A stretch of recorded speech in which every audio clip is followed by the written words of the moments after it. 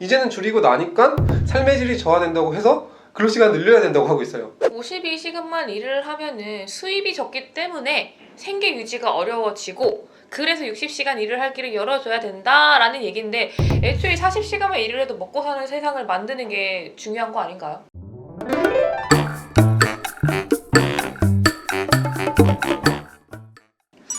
근데 굉장히 생경한 표현이에요. 지금 주 52시간을 하면은 삶의 질이 저하가 된다.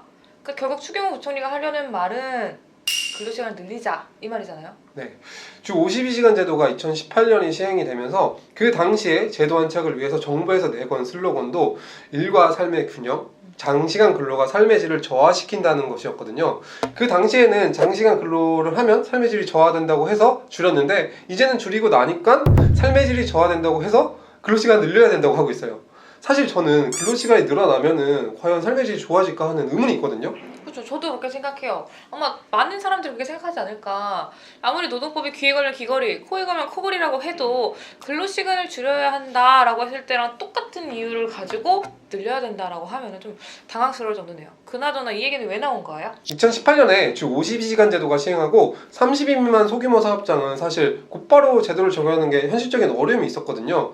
그래서 2022년 12월 30일까지만 8시간 추가 연장 근로가 가능하게 해줬었어요. 네, 그 특별 연장 근로라는 제도였는데 이게 뭐 회사가 이제 적용을 할 근로자 대상 범위를 정하고 그리고 이제 우리가 왜 이거를 해야 되는지 초과 연장 근로를 해야 되는지 사유를 정하고 기간이랑 이런 거를 근로자 대표랑 서면을 합의하면은 일주일에 60시간까지 가능하게 했었잖아요. 네, 근데 그게 근로기준법에 있던 제도인데 이게 끝나가니까 연장하자는 그런 취지로 국회에서 연설을 한 거예요. 근데 저는 사실 다른 의도가 조금 농후하다고 생각하거든요. 그쵸. 저도 그렇게 생각하는데 최근에 미래 노동시장 연구에서 발표한 그 권고문이 있었어요. 그중에 굉장히 핫했던 부분이 있었죠. 매스컴에서 이제 일주 52시간 근로가 아니고 69시간까지 가능해진다고 한참 날렸잖아요. 지금은 이제 연장 근로에 대한 관리가 일주일을 단위로 하고 있는데 그러다 보니까 일주 최대 12시간까지 연장 근로가 가능하고 결과적으로 한 주에 52시간까지 근로가 가능한데 이거를 주 단위가 아니고 월 단위, 분기 단위, 반기 단위, 뭐 최대 연 단위까지 확대를 해서 관리하겠다 이거예요.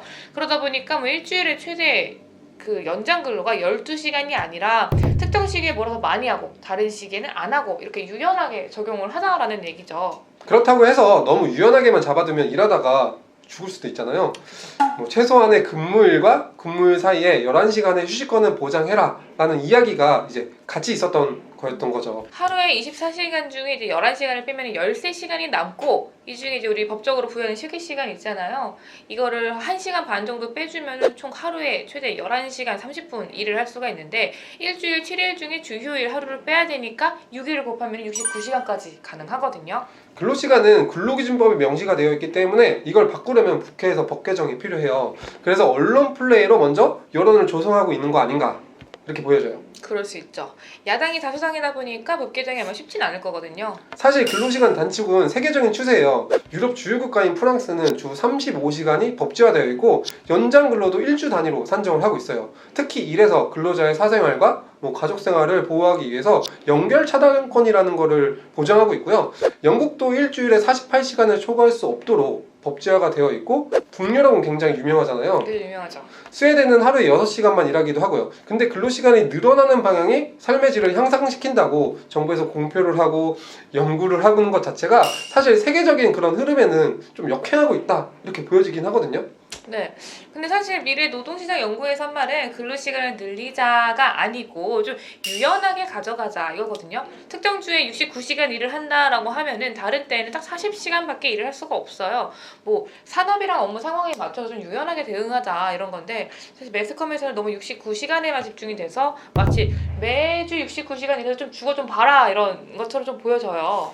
미래 노동시장 연구에서 강조하는 게 유연성이긴 한데 유연성이라는 것도 필요하긴 해요. 근데 저는 미래 노동시장 연구의 권고문이 조금 과하다는 인상을 지울 수가 없더라고요. 그래서 뭐 실제로 근로시간 관련된 컨설팅을 해보면은 사실 일주 52시간만으로는 그 물량 대응이 안 되는 경우가 굉장히 많아요. 뭐 경쟁력을 확보를 하려면은 좀 기민하게 대응을 해야 되는데 법에서 정한 이제 근로시간 제도가 너무 고정적이다 보니까 분명히 어려움이 있긴 하거든요. 사실 그리고 제 생각에는 이 고정적인 게 근로자한테도 마냥 좋다고 보기는 어려운 것 같아요. 예컨대 일이 없을 때에 유연하게 가져가면 일찍 집에 가서 쉴 수 있는데 이게 고정적인 시간 때문에 회사에 매여 있어야 되잖아요. 그래서 유연성 확보를 하면은 근로자한테도 워라밸이 좀 더 좋지 않을까 이런 생각이 좀 들기는 해요. 그 부분은 일정 부분 수긍이 가기는 한데 몰아서 연장 근로를 할 수 있는 그런 시간에 대한 기준은 필요할 것 같아요. 그렇죠. 상한선. 네. 일주에 69시간을 하게 된다는 거는 40시간을 기준으로 봤을 때 75%의 시간이 가중이 된다는 거거든요. 단기간에 그런 업무 부담이 상당할 수 있어요.